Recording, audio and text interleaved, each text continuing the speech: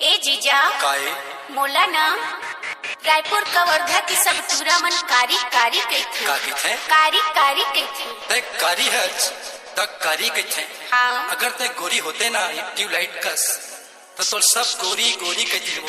ए जीजा काहे का मैं सही में कारी हूँ मगर मैं अमित कमल का कहता सुने का कहथस NPK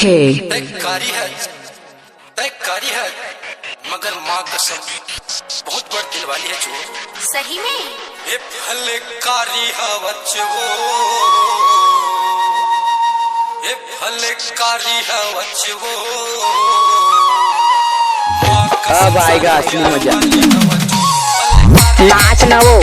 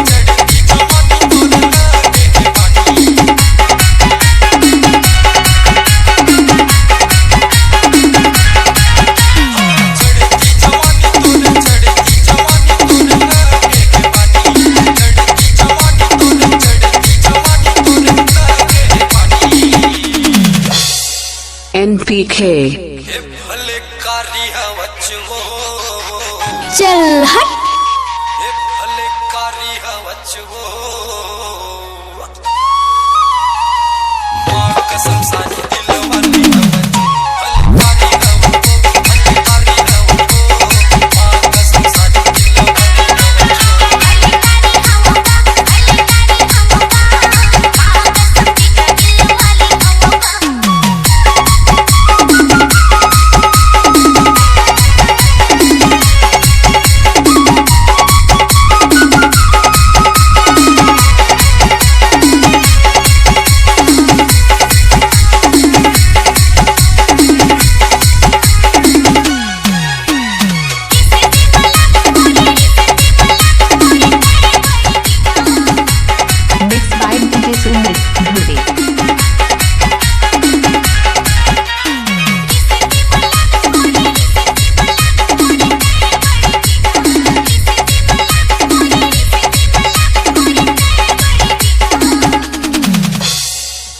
NPK ये भले कारी हवगा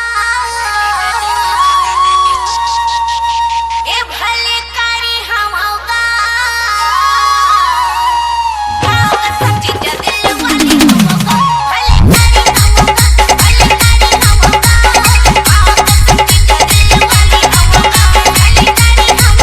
भले कारी हवगा कसम जीजा दिल वाली हवगा। आपका ये नाम है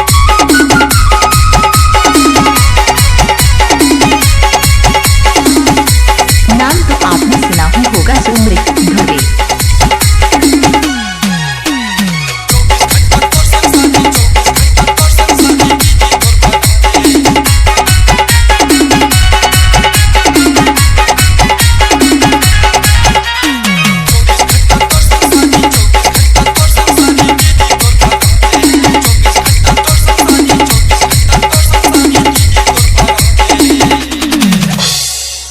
NPK मैं बना हूँ कैथा वो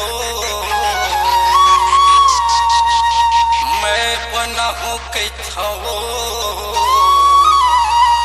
माँ कसम सारी बोला घर वाली चल हट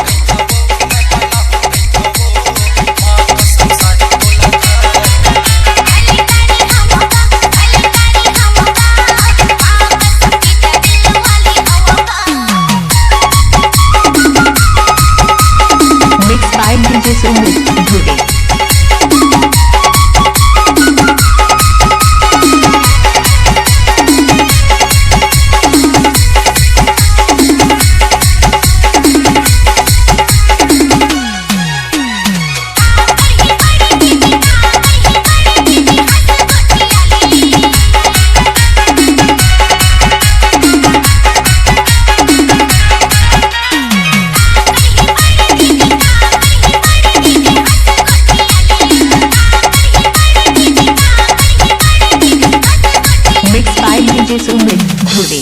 NPK